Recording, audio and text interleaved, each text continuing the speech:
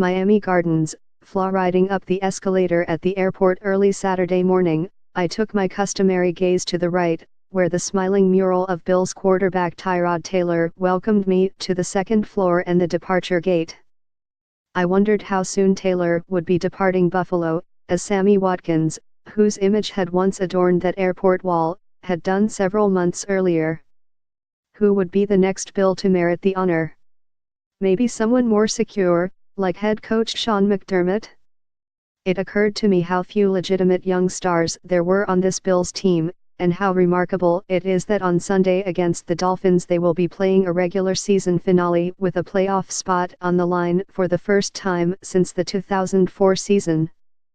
That year, they made a late run from 3-6, winning 6 in a row under first-year head man Mike Mularkey before faltering at home in the finale against a Steelers team that had clinched home field advantage in the AFC playoffs and played a lot of backups. The hope and promise of that 0-4 squad proved to be illusory. After the season, Tom Donahoe cut quarterback Drew Bledsoe and moved on to J.P. Losman, whom he had traded up for in the previous draft. It was 10 years before the Bills finished with a .500 record again.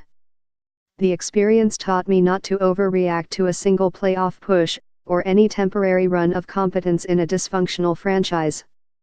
That 9-7 season proved to be just a momentary surge in what became the longest playoff drought in American professional sports. I am not saying the drought will last another decade, or another day.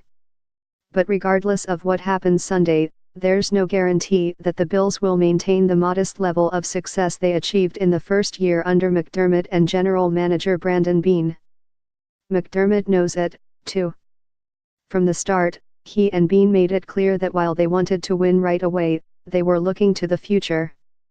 Their long-term vision was to build something sustainable, a team that wasn't content to simply reach the playoffs but one that could compete for the Super Bowl on a consistent basis.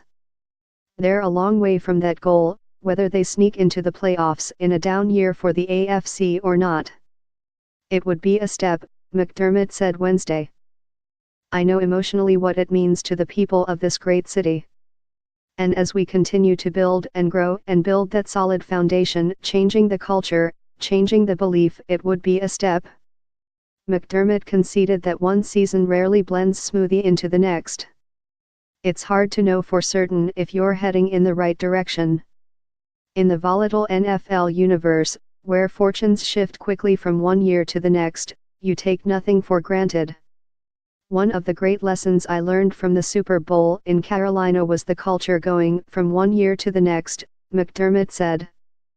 Teams going from one year to another year are almost separate entities. Even though you'd like to say there's a carryover, it's not guaranteed from a culture standpoint and a performance standpoint. That's why what we do in the off-season, the roster moves we make and don't make, are so important to our future success in building upon what we did in this first year.